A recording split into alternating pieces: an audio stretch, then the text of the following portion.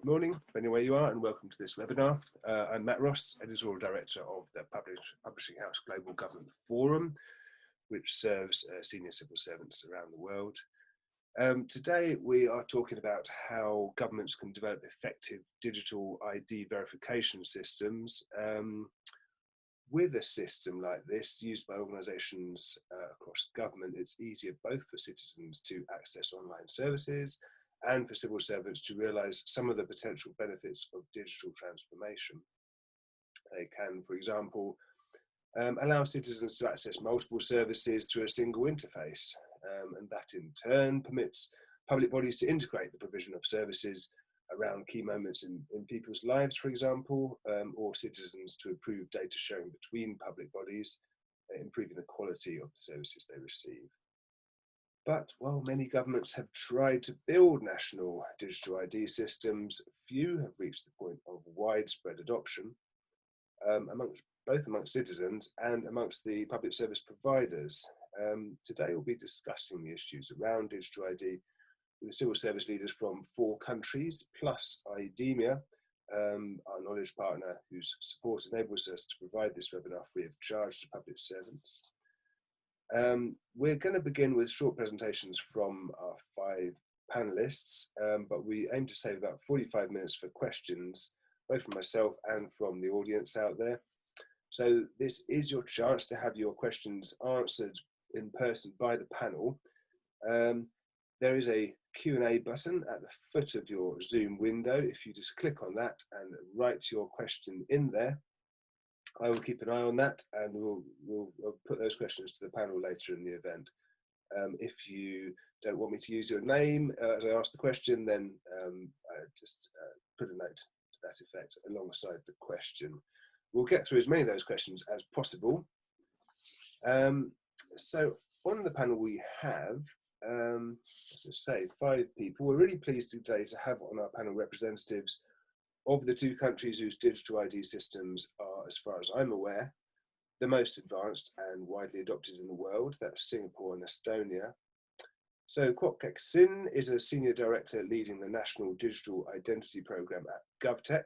That is the implementation arm of Singapore's Smart Nation and Digital Government Group, which sits within the Prime Minister's office. Ruth Arness is a Director General in the Citizenship and Migration Policy Department of Estonia's Ministry of Interior. From IDEMIA, a specialist in ID management and security technologies, we have Pierre Lelivre, Senior Vice President for Digital ID in the company's Public Security and Identity Unit. And we have 2 countries that already operate national ID registers, but are taking different routes to developing digital ID platforms on top of that. From Norway, Tor Alvik is the Specialist Director for Digital Strategies and Coordination at the Agency for Public Management and E-Government, or DIFI as it's known, which is part of the Ministry of Local Government and Modernisation. And from Germany, Stefan Schlosser is a Policy Advisor working on digital ID at the Federal Chancellery. So we'll start, I think, with Germany and Norway, IDEMIA, and then move on to the other countries. Stefan, could you go first? You're on mute, Stefan.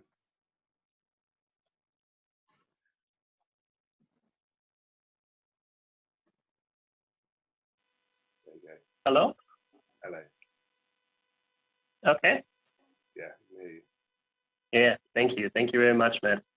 Yeah, first of all, thank you that I have the possibility to speak on that event, because I think that digital identity is a very interesting and also very important topic, as well in terms of digital sovereignty as well as in terms of economic impact.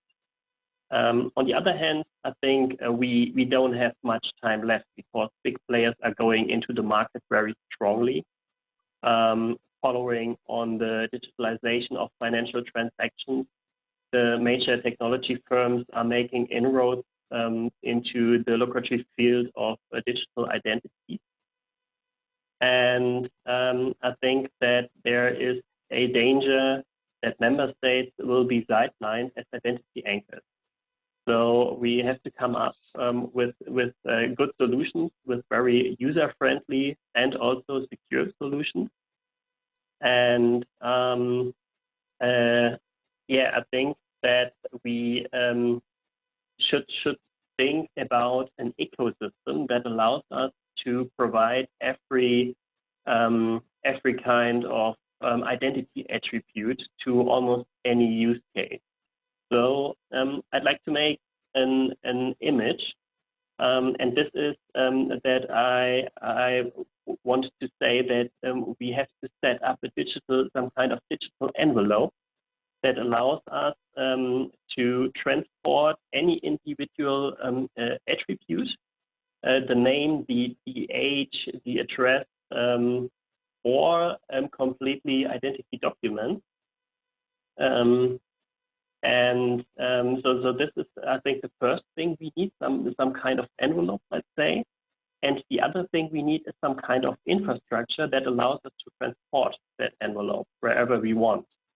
And if we are able to provide those two components, the envelope and the infrastructure, then the ground would be laid for an identity ecosystem which would be open, which would open the way to realize the aim that I outlined, that we are able to share our almost every attribute of our identity.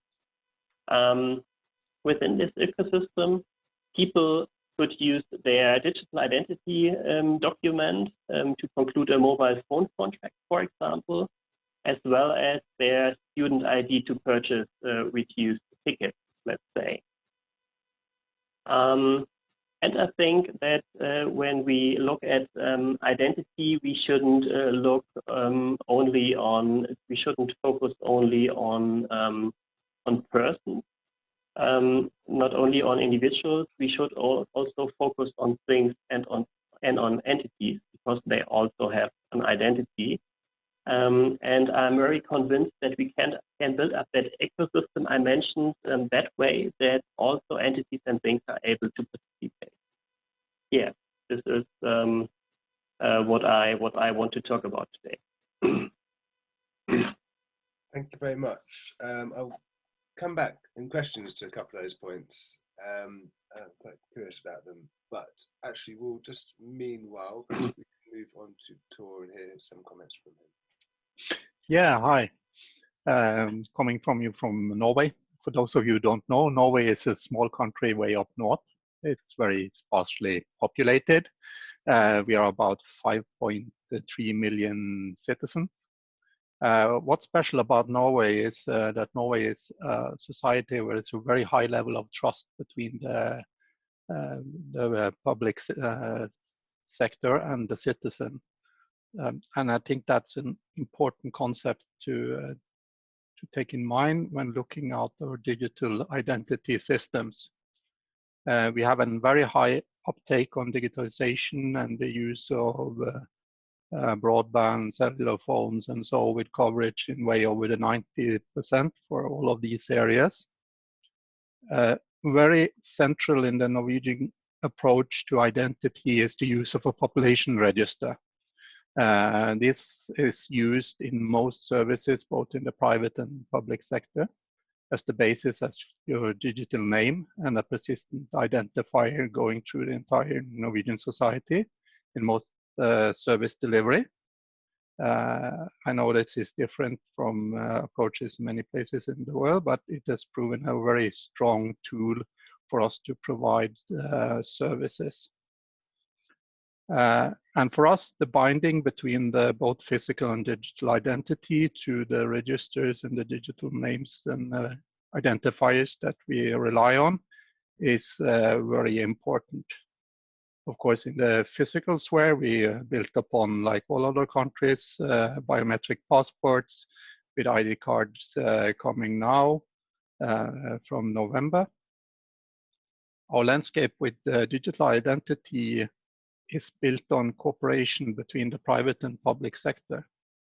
Very early on, from about 2004, we started to develop an infrastructure together with the Norwegian banks, which are used for almost all service delivery now. The basis for this builds on national legislation, which has many similarities to EIDAS, which we now follow, even though we are not a member of the EU. We have seen that it makes very good benefit for us to adopt EU regulation also on these points. And I think one point to mention is that these framework of legislation and identity has been very important for the different sectors within the Norwegian society to address digital identity in the same way and being able to use the same infrastructure and the same solutions.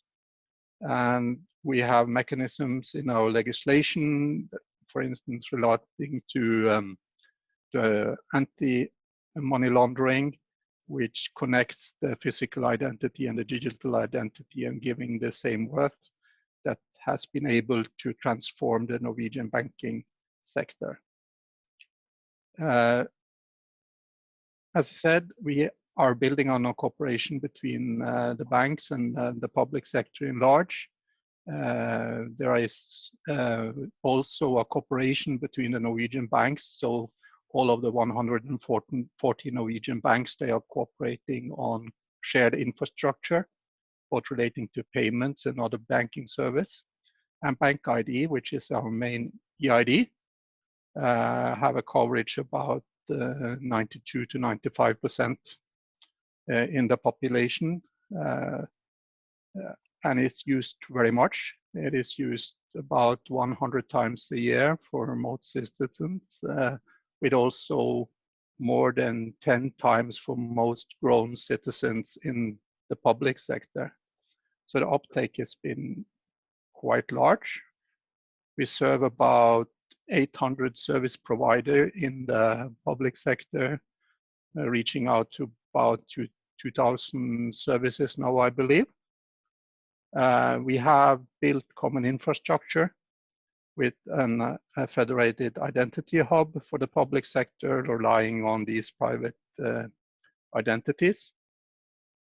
So I think that this cooperation has been very fruitful for all parties, because when we ask our citizens, they say that I want to use one ID and one EID for most cases. Sorry, no, the sun is coming up in Norway, so I have to fix my window just one moment.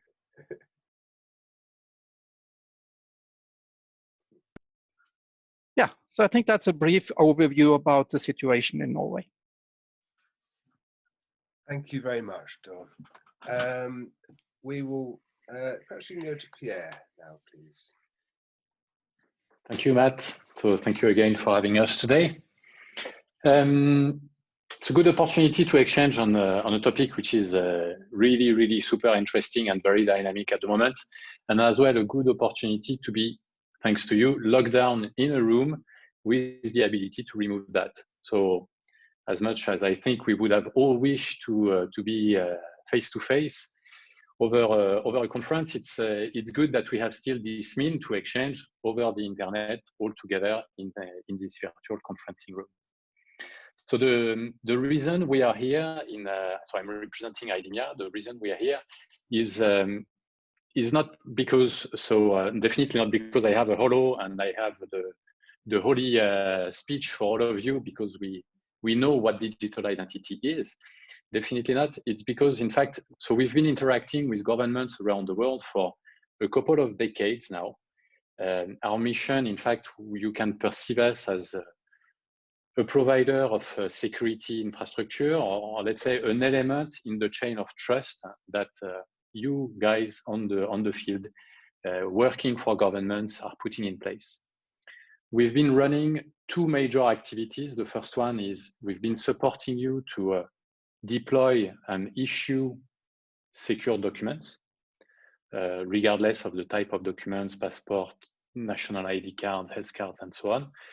And as well, we've been supporting governments around the world to deploy systems. And by system, in fact, we mean national registries. We mean as well biometric matcher and other related services that you can build on top. So we've been, and again, for decades, accompanying governments, providing identities to their residents, to their citizens, in order to develop their ecosystem. So we see that today, this conversation, those physical documents, are more and more requested to be used in the online world. And the ground for our interaction today, our mission today, is that, well, this is taking its roots in our market, right? And the market that we have in front of us is a market where 1 person out of 4 is transacting over the internet, is a market where a world where 1 person out of 2 has been getting access to an online bank account through the internet as well. So I'm based in France, so in Europe, and Europe is a market where approximately 60% of the citizens have access to their public online services. So clearly there is a major trend for, regardless of public or private, people to access whatever information and whatever transaction they are going to have to do over the year, over the internet. So until today, we were providing physical documents. We see that those documents, they need to evolve. So that's why the European regulation have made a number of progresses and improvements, in particular through the eIDAS, in order to propose a higher step of confidence, and for those identities to be located into a secure chip in the identity document. But we do also see other kinds of initiatives where those identities are located into the register. So governments around the world really are shifting towards digital. So the digital is a way to provide identities, but also a more global transformation which is going on, and this is definitely a worldwide conversation we are having with them. So when we talk about digital identity, we can talk about attributes. We can talk about what information do I want to share over a digital channel. And we can also talk about schemes, a scheme being an ecosystem where I, as a government, as the one who's probably going to define the framework, will interconnect the citizens with a number of service providers. And this is where we are playing a role, explaining to the governments what we've seen around the world. And we have we see a lot of diversity. So the programs that we see, for instance, in Latin America that have been leveraging biometrics, for instance, for more than a decade, are quite different from what is going on in Europe, and very different from many other countries. So what we see is that there is definitely not one size fits all. Regulations are different.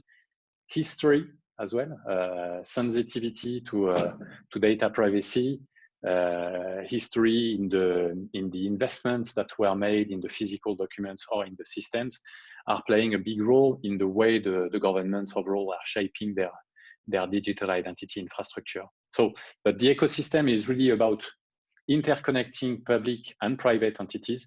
That's part of the commonalities, or let's say the consistent requirement that we are facing, meaning we have more and more governments willing to open the door to both their public service providers as well as the private service providers, be it a bank, be it a telecom operator or a merchant, to digital identities. So there is really a notion of tailor-made initiative in order to understand why a given initiative is successful, has been successful. I don't think that today we see that many, reaching the critical mass in terms of consumer adoption, in terms of citizen adoption. But there's really, a deeper look into the geography of the country, into the equipments that are available in a given country, as well as a digital readiness in a given environment. So no one size fits all, but definitely different challenges that remain to be addressed by the market, which is again having in view the adoption, which is which is the ultimate goal, enabling all these people, residents, citizens, in order to transact freely and in all confidence. So the first one, I think, is about trust and security, having the right regulation in place, having the right data policy in place as well is definitely important. Having the right engagement model in relationship of public and private, like what was explained by Thor, for instance, just now, putting in relationship both sides of the market. And the last one, which we believe is going to be very much important, we speak probably about education and transparency, meaning that as a citizen, as a person, if I have to put my data, regardless of those are biographic or biometric data, if I put my data in the hands of an entity, be it a public or a private one, I need to understand exactly what is going to happen with this data. And that brings the question of transparency, which I think is going to be, over the next couple of years, a very hot topic as well. Thank you very much, Pierre. Yeah, more interesting things to follow up. We've heard from Germany and Norway again, which are taking quite different routes. As Stefan was explaining earlier, Germany has a national ID register and essentially is working with app providers so that will be available on your telephone, on your mobile phone, or handy phone. I think there are still in Germany apps that provide access to services like this. Thor has been working with banks to provide their own for bank provided systems which are approved and integrated into public services. Now we'll hear from two countries which have taken different approaches. I think first if we go to Kwek Sin from Singapore, please. Hello, everyone. Thank you for inviting me to this panel today, and I'll be giving a very quick brief of our National Digital Identity Program. Next, please. The concept of digital identity is not new, and as early as late 90s, I think every government in the world, including Singapore, have started to implement some form of a national digital identity systems. But the current state of digital identity continues to remain fragmented with insufficient identity assurance, poor usability, and also limited functionality and use cases. And we believe that digital fragmentation is the biggest threat to innovation and growth. Next, please.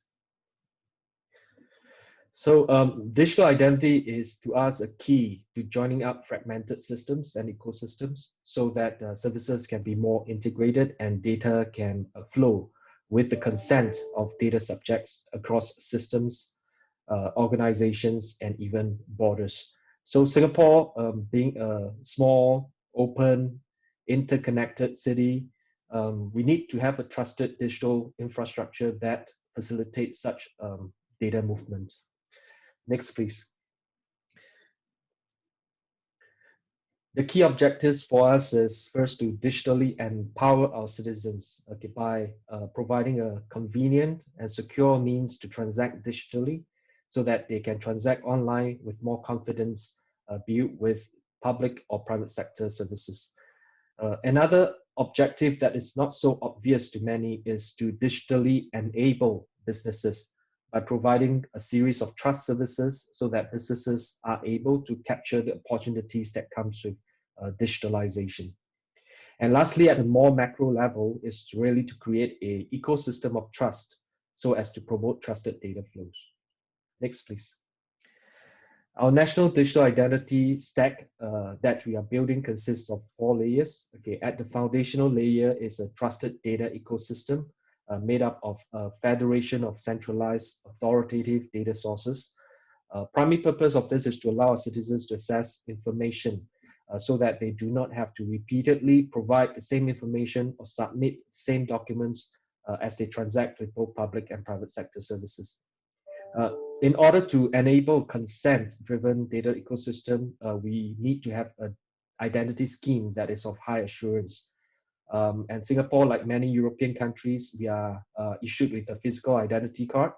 Our digital identity builds on this foundational identity, and our biometrics as a service platform, okay, also leverage on the biometrics data that we collect as part of the foundational identity. Coupled with a high identity assurance, we need to have high authentication assurance. We intend to provide a multi-form factor authentication services to both public and private sector. One of the form factor we are introducing is called SingPass Mobile, which is a crypto soft token on a mobile phone. And another one is face verification service. All right, at the final layer is the trusted service stack, where we expose our trust services that we provide through APIs so that public and private sector can use it. All right, next please. Okay, there are currently 6 API products that's planned on our NDI platform. 4 of them have been launched, okay, and I don't have time to go through each of them, okay, so just to give an example, MyInfo, our APIs, which is our most mature product, allows relying parties to access both individual and corporate data during onboarding and customer acquisition, of course, with the consent of individuals. All right, next, please. MyInfo so far has been quite well received, okay, and businesses benefit because they can simplify their onboarding journeys and have access to authoritative data so that they don't have to spend effort to validate those data. This allows them to do remote KYC and offer instant, presence-less, and fully digital services that increase customer conversion rates and drives up their revenue. And citizens, on the other hand, benefits through better, more convenient, and cheaper services. All right, the chart on the right is a research done by a UX company called Built for Mars, okay, and an organization in Singapore adapted it, all right, to include some of the Asia fintechs. All right, what you see is that top 5 in this list, okay, have a thing in common. They all use MyInfo. All right. The number of clicks, okay, don't necessarily equate to good user experience all the time, but user experience cannot be great, all right, if I have to click through 50 times or more. All right, next please. All right, we are encouraged by our initial success in driving business adoption, okay, of our NDI platform. We have so far about over 600 public and private sector services relying on us. Next, please. In addition to business adoption as a multi-sided platform, it is also important for us to ensure that our citizens are adopting our digital identity called SingPass. We have introduced a mobile digital identity, as mentioned, okay, called SingPass Mobile about a year and a half ago. Right, to date, we have more than half of our population, okay, using SingPass Mobile. All right, with more than 1.2 million monthly active users. Next, please. As we are in the COVID period, we have also introduced a national check-in system called Safe Entry, all right, which extends from our digital identity platform to allow more than 2 million users to check into more than 200,000 venues on a daily basis. And this is to help us in our contact tracing, right? We were able to launch Safe Entry nationwide, okay, within a few weeks, okay, by leveraging on the digital identity infrastructure that we have already set up. All right, next, please. We are nowhere near the end of COVID-19. Okay, many governments are looking at is to gradually open up our borders by creating a cross-border interoperable kind of health certificate system, leveraging on digital identity infrastructure. And this is a great opportunity that emphasizes the importance of interoperability of digital identity between countries. Singapore is, of course, ready and very much eager to be part of the conversation with like-minded countries to drive towards this vision. All right, next, please. All right, I've come to the end of my brief update. Thank you. Hopefully this is useful. Thanks. Thank you very much indeed, Wexin. That certainly was. Right, we have got some questions coming in now, but I just urge the audience to get your questions in. We will hear from Ruth Arnos of Estonia, and then we'll come back to some questions. So, Ruth. Hello, I've been working for the Minister of Interior more than 20 years.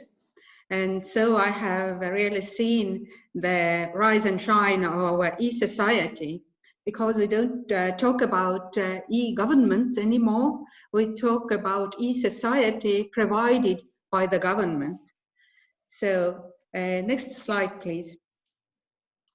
So Estonian e-government means actually e-services for people, and it's based on two cornerstones we basically invented in the end of the 90s.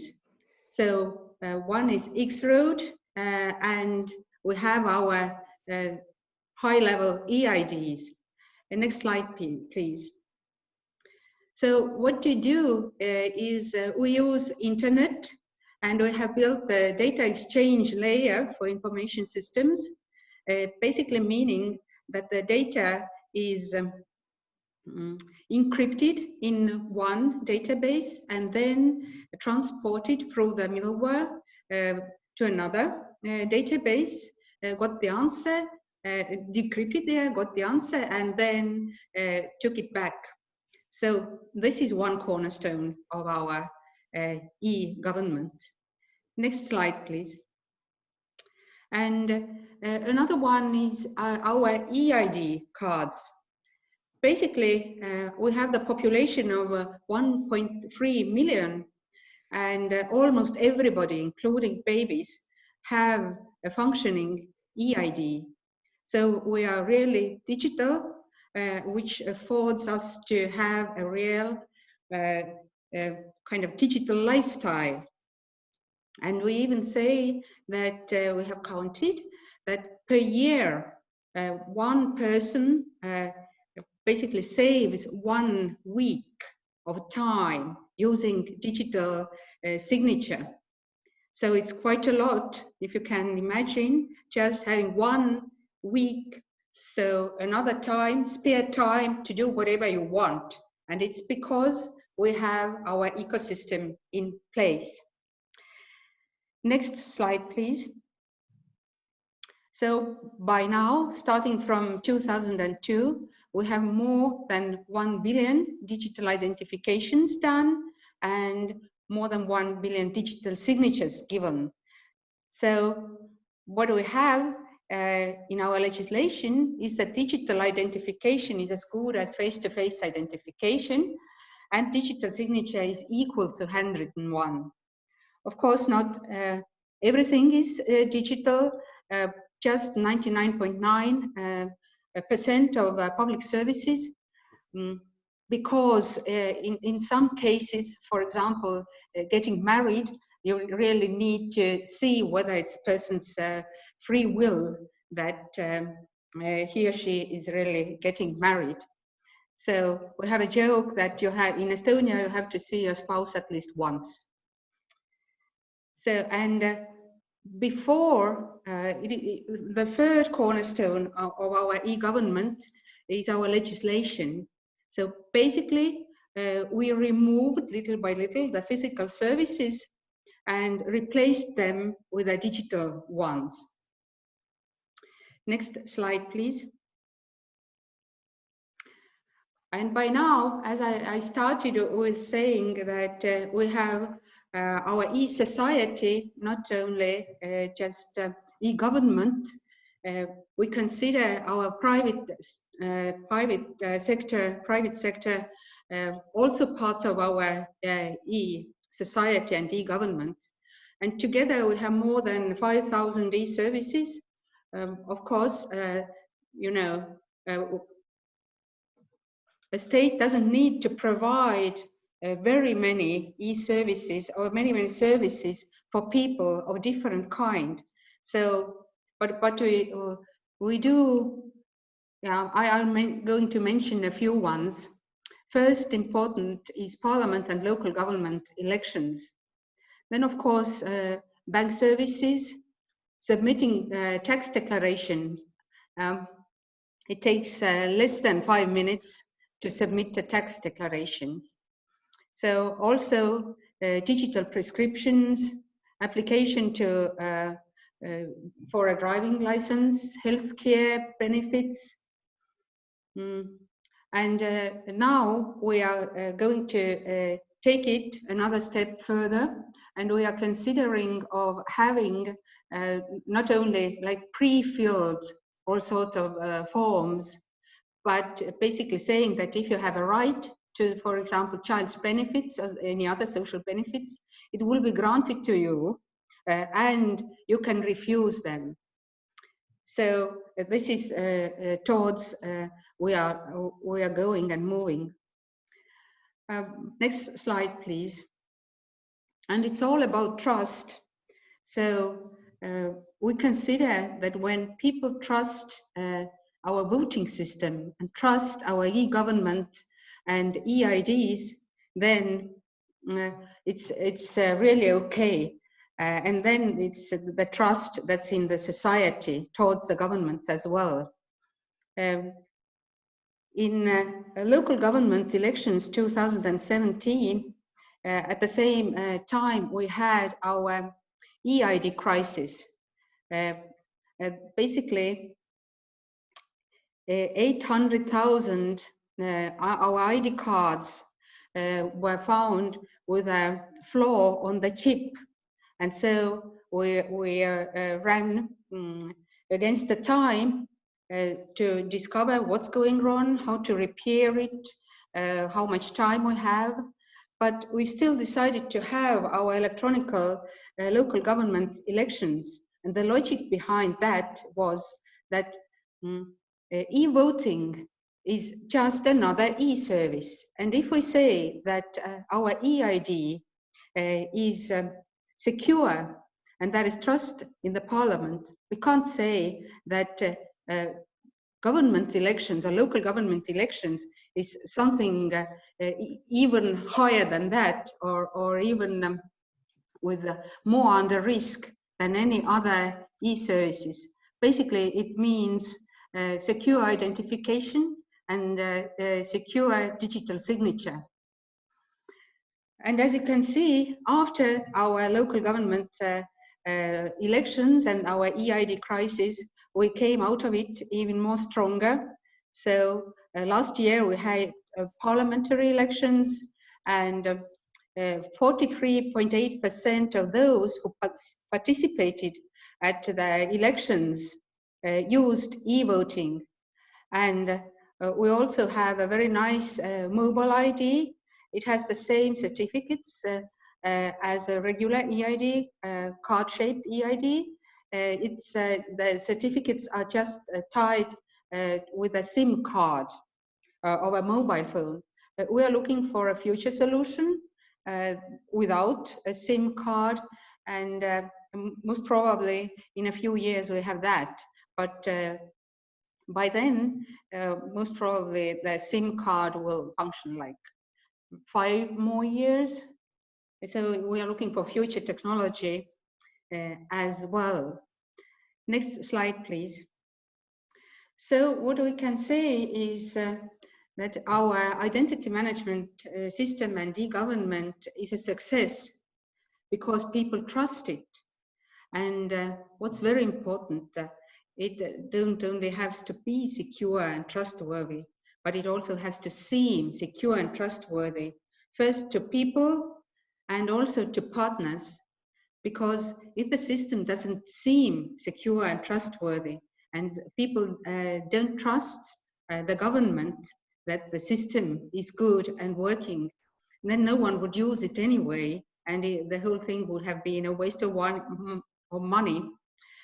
But it also has to seem secure and trustworthy to partners, because in the globalizing world, basically you need to trust your other countries, you need to trust partners.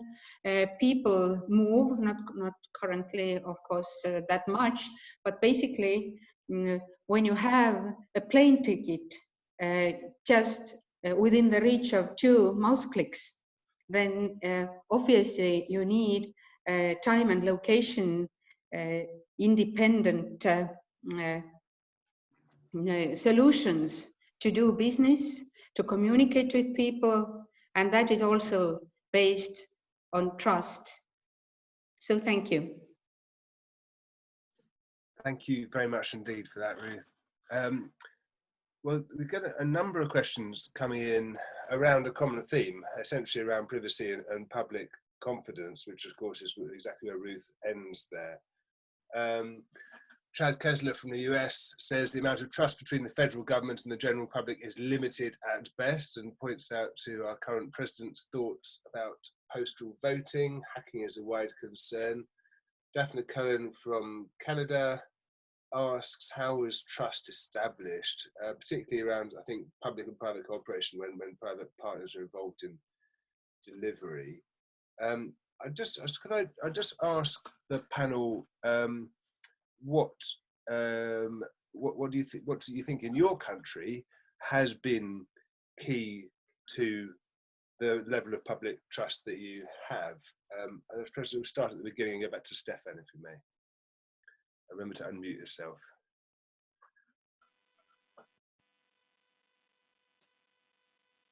I can't hear you still. Can you hear me now? Yes, thank you, yes. Okay, okay.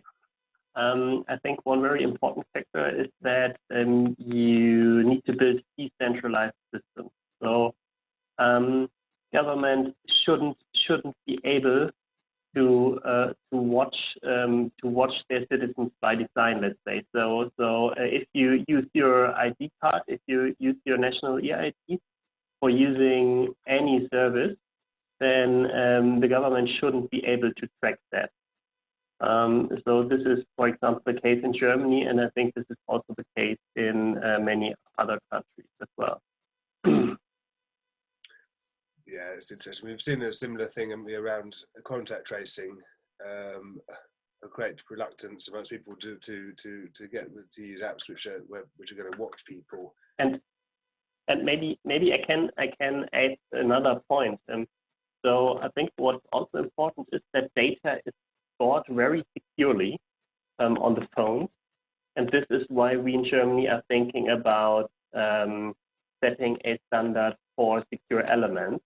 So that providers have to provide a really secure environment within the smartphones where you can store data, so that not only governments are not able to see that data, but also the big smartphone manufacturers are not able to see or to use that data. This is also a very important point, I think. And that's something that you'll build in via standards for the people accessing your digital ID, the people providing your digital ID system. Yeah, we have developed standards in a project called Optimos. We developed it together with Samsung, for example, and others. And Samsung is using that standard, for example, in its new smartphones like Galaxy S20 and others. Thank you. Tor, you've talked about, I mean, there is a much greater level of trust between Norwegian people and government than you see in the US, for example, or here in the UK. But what have you actively done to promote that? Well, of course, it's a long story dating back many decades, but in the identities where I think the good quality of data in our public registers, which people actually trust and can rely upon, which is then again used for service delivery, which then also has high quality building trustworthy services. It's one point.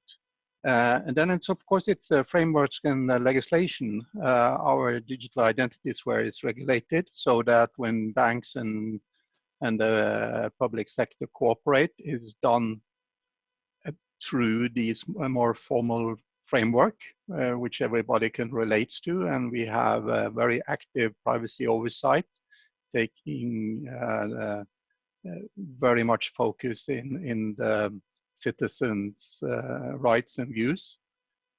Luckily, we have come into a stage where digital identity is seen as something that's privacy enhancing, not a challenge to privacy. It actually helps you in that regard. But basically, I think that the trust level we see is, it is from building high-level secure service over time and being constantly focusing on the level of correctness and data and security and privacy within that sphere. And it's come to that point that actually the Norwegian Tax Agency is the 6th most liked organization in Norway. And that's pretty strange. Nobody likes the tax agency. Yes, thank you. Pierre, from sort of what you've seen in different countries where you've worked, have you identified sort of some of the key building blocks of that privacy and that the public trust, essentially? Yeah, most definitely. That's a really interesting discussion. I mean, I really like the conclusion of Ruth. In fact, really, adoption is driven by trust, right? I cannot adopt as a person, as an individual, a service in which I don't trust. And definitely, if I don't trust this service, how can I share my personal individual information? I must say, I relate as well to the question you received from the US stating that there is, in certain number of cases, a distrust between the public, between the people, and certain initiatives, sometimes managed by the government. We did participate to some hearings, for instance, just to give you an example. We did participate to certain hearings in France, in the National Assembly. So we did have the opportunity to participate to the public debate. In there, we could see such organization with a very, starting the discussion with a lot of distrust, because this is what it is.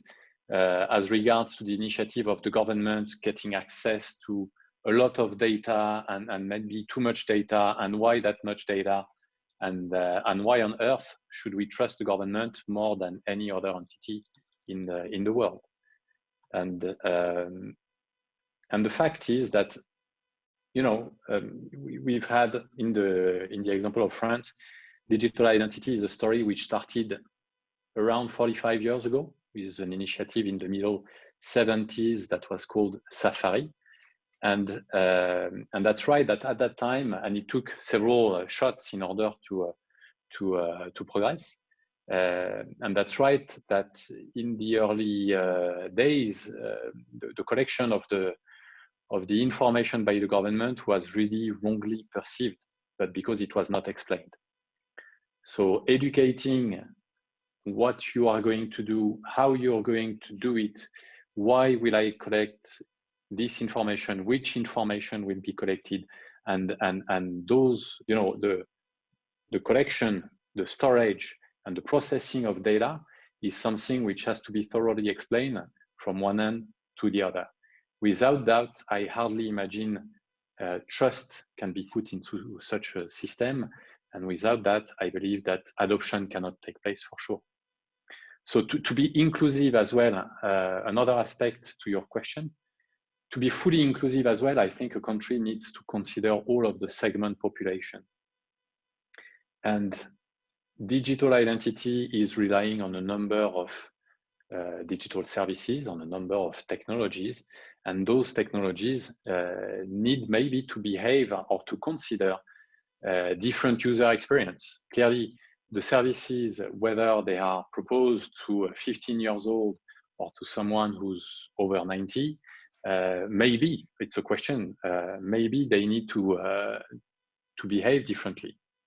So that's why running user tests, collecting the feedback as well from the various segments you have in front of you, because your population, whether you are talking about your citizens or residents, they are not alike and they don't have the same level of expectations. So collecting user feedback, I think, is also something which is paramount. Thank you. Maxine.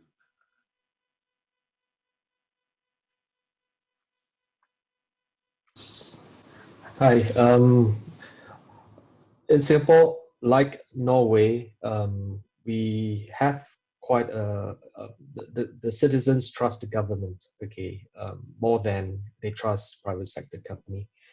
And this trust is built through many years, okay, since our independence 55 years ago, because of our track record, and it is a hard-earned trust that cannot be taken for granted, and people know that, okay. And Singapore as a country, our economy, all right, one of the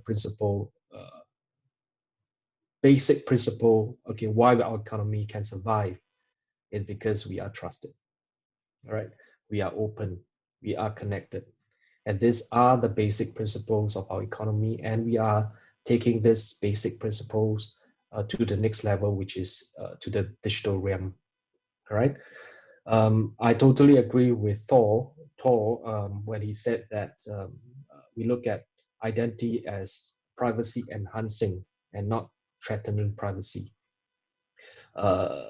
Just take, for example, okay, we introduced this My Info services where we allow citizens to access the data that government has and allow them to share it with private sector, all right? Without this service, okay, what happens? All right, citizens have to go to individual government offices, download a copy of the documents, all right, send the documents to the private sector, all right, and companies. And I've been through that before, all right. I applied for a bank loan, okay, and as part of the bank loan, I'm supposed to give all my information about myself, my properties that I've owned, my income, everything, all right. And I have downloaded all these documents from different government agencies, sent it to a person from the bank that I've met only once, all right. Worst thing, the email bounced back because the file is too big, all right. And I have to send to his personal email just to get my loan. Is that privacy? All right. It goes to so many parties, so many intermediaries. Okay, the data that I photocopied, it contains more information than what the banks need for my loan. All right. Whereas My Info is one click, but I share specific information, and it goes directly to the end, the banks, and not through any intermediaries. Is that more privacy enhancing or threatening privacy? So I think we have to look at this in depth before we jump to the conclusion that digital identity is threatening privacy. All right. Thank you. And Ruth, I know you obviously in your presentation stressed the importance of trust, but I mean, I'm always amazed at Estonia's model because it seems to me to build trust by putting all the power in the hands of citizens who can see a public sector dashboard with all of the data that government agencies hold on them, and they can see when individuals within those bodies access that data, and if they think it shouldn't be accessing it, they can raise an alert, and the state will trace that up. So it's always looked to me that it completely reversed it. People's fear in many countries is that, oh, the government's going to know everything about me and then control me. Actually, it's the other way around. It makes the citizen know everything about the government. Yes, so actually one of the main principles of our privacy policy is that it's a citizen who owns the data the government has about him or her. So, and when I own my data, obviously I want to know who has looked at my data or used my data from the public sector. And yes, in Estonia, everything is logged. When a civil servant uses some data from the database, he or she has to access the database by the ID card. So we know that is the person, because it's up to a person, up to a civil servant and just a regular person to take care of the ID card and not pass it to someone else. So basically, we know that it's the civil servant. We know at what data has been looked, and the person has really access to all basically files that the private sector or the public sector has looked at. And yes, when I see something that shouldn't be there, why has the Tax and Customs Board, for example, looked at my data? I can raise an alert, and then it's checked, and I am going to get a full explanation. What was the proceeding?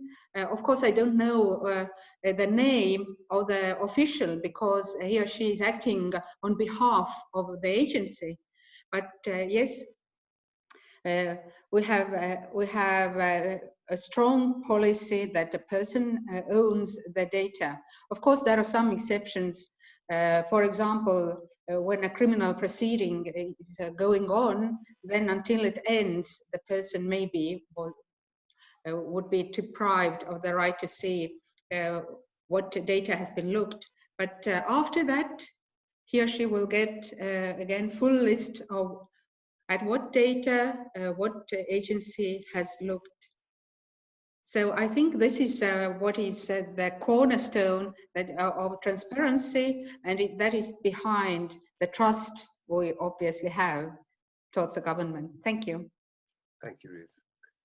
Right, it's a really important topic. We get lots of questions on this privacy and public confidence issues. So we've spent 20 minutes on it, but I think there's another issue which I want to ask about, which is about how you drive this within government.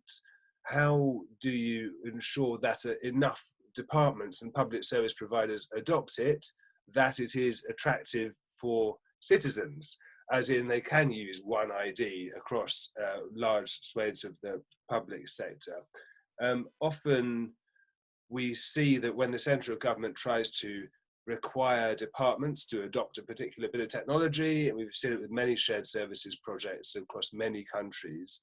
We ran a news piece on Ireland just yesterday where their shared services finance management system is, twice, it's taken 2.5 times as long and 2.5 times as expensive as it's meant to be. And often with these things, you'll find that the departments required to use the system, it's not suitable for their needs because it's been designed and built by people at the centre, while folk have their own priorities and do not understand the department's particular service delivery needs or the communities they serve.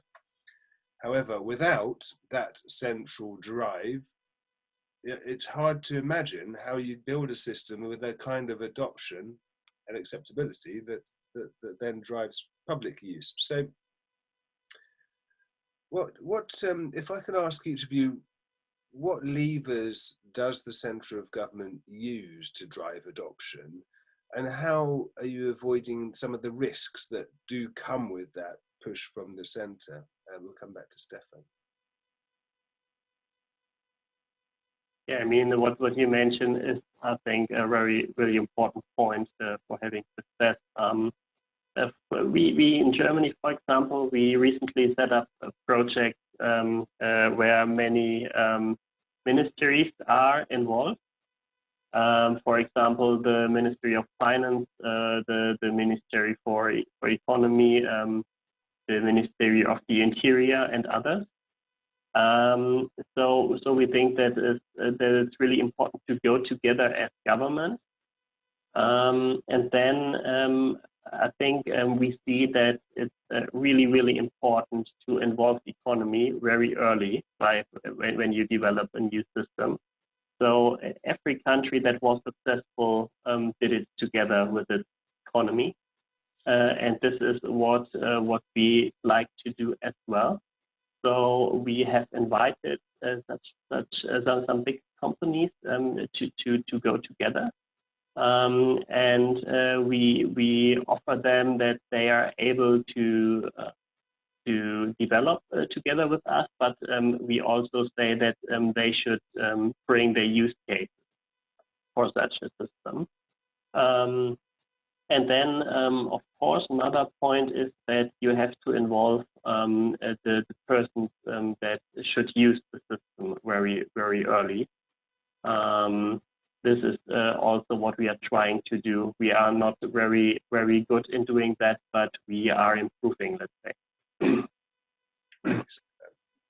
Tor? Well, first of all, I think we have realized that it is not the government that's driving adoption in the society. Our services is something that you need to do often, and it's the other services that drives adoption, like banking, for instance, in Norway, you can use EID to get access to a tanning bed with a lot of bad weather. That helps.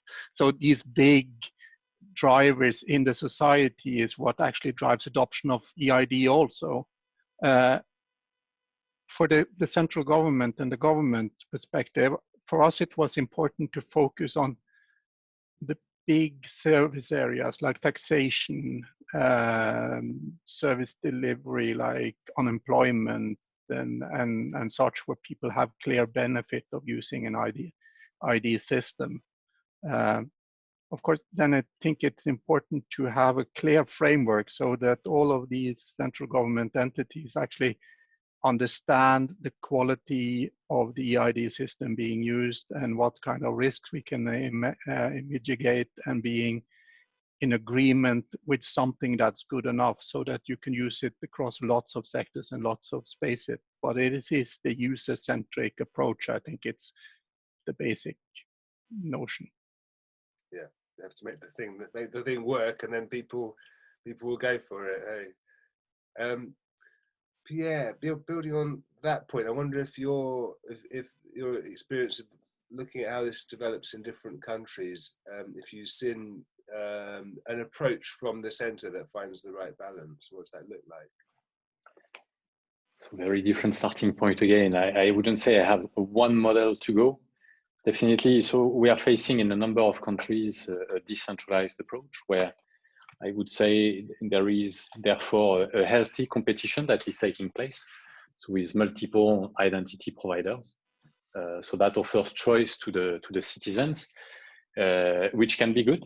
It offers, tailored service, tailored user experience to certain category of the population.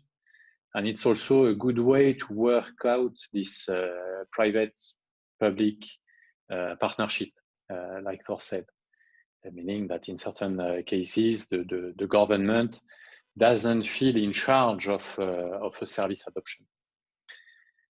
The cons, definitely, we see as well, can be too much diversity is also bringing a certain level of complexity.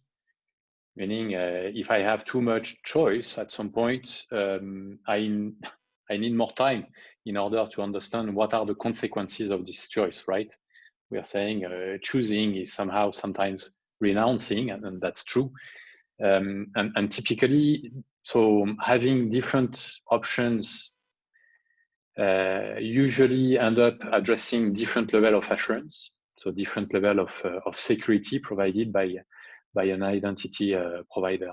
So that can bring confusion to the market, and that can slow down adoption definitely. Back to your point about central versus decentralized, there are also good initiatives we can see of central approach. We've seen in India, so we've been equipping the Indian government with many systems to build the register and the biometric capacities of the country, and we can see that now it has been really put in use. So the vast majority of the population is into the system, and what we see along the year with India is that they are using Aadhaar to in fact distribute subsidies in particular. So to facilitate the access, of course, to private service providers, to public service providers. That is happening today, that's fine. And we could see as well during the sanitary crisis, for instance, that India was really leveraging Aadhaar as a way to pilot the economic activity of the country. So, while everyone was supposed to be confined, telling the agriculture sector to not stop, but to continue by distributing extra subsidies by facilitating the access to education to the students, especially for the ones who didn't have access online. They've been using ADA to pilot the economy and distribute extra subsidies, and those subsidies were going up to, I think the number was somewhere around close to 11 million a day extra versus the regular, way of working of the program. So I think that we really have big pros and cons for each and every model, and definitely whether it's centralized, whether it's decentralized, it depends how it's done and how it's explained to the people, to the public. Thank you, Pierre. We have only 8 minutes left, so if I could ask for relatively quick answers from Kweksin and Ruth. Kweksin first. Sure. Okay.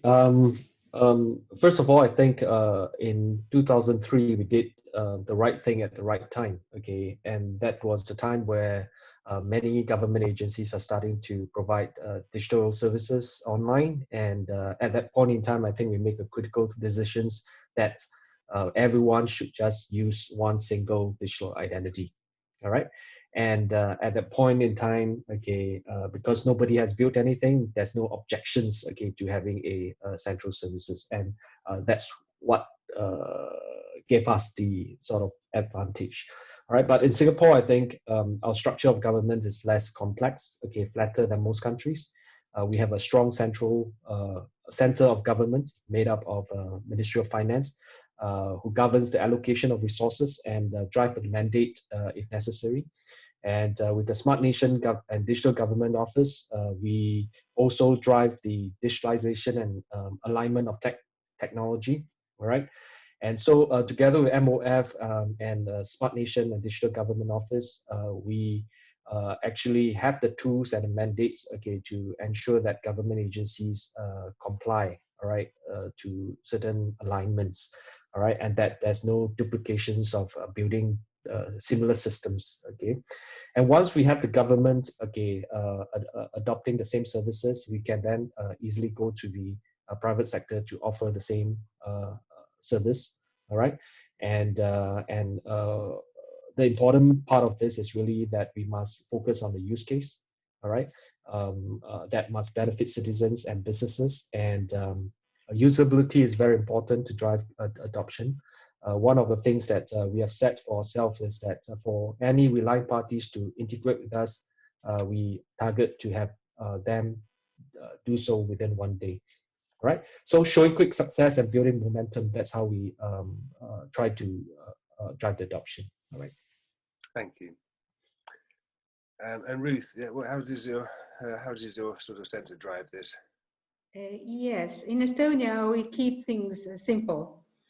What the government does is to facilitate the services, not necessarily forcing them onto people. We provide a secure EID, a secure digital identity, and a secure way to transport data by encrypting and decrypting it. This was the middleware X-Road.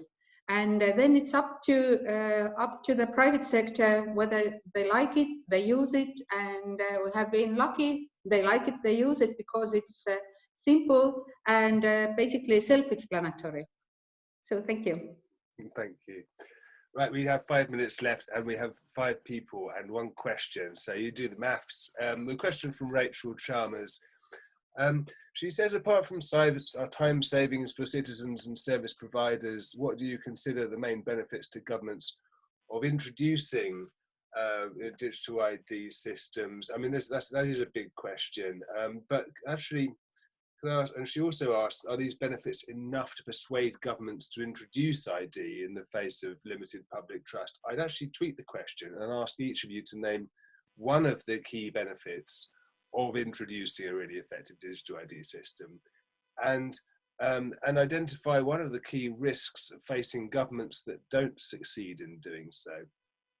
And Stefan, you mentioned some interesting risks around being overtaken by the private sector in your initial comments, which this might be a 1 minute to explore. Yeah, I think the question is very difficult, but very interesting as well. I mean that the biggest point why we should find solutions that are working cross-border is that economy is also very international. So our companies tell us, please provide a system that not just works in Germany, because we operate in so many countries, and we are not able to introduce different systems in every country, or to use different systems in every country. So I think if we want to go together with the economy, and if we want to use the economic impact, then we have to really go cross-border. Yeah. I would talk. So one of the key benefits of introducing a digital ID, and one of the key risks to governments that don't. What we see from our experience is that the digital ID is an enabler for digital transformation. It has changed the Norwegian society in many ways. We are a challenged country so that we have a sparsely population over a lot of space. So it's not possible for us to have physical offices everywhere. And digital identity has made it possible for us to build digital services in almost every aspect of our society. And what's the main problem in not doing that is probably self-evident. If you don't go down that road, you will not be able to reap the benefits that we have. It saves us a lot of money and a lot of time and effort. And I also think it's important to consider that actually digital identity builds trust. It is a human right to be able to prove your identity in the society, and that's something that's the task of every government, I believe. Thank you, Tom. Yeah.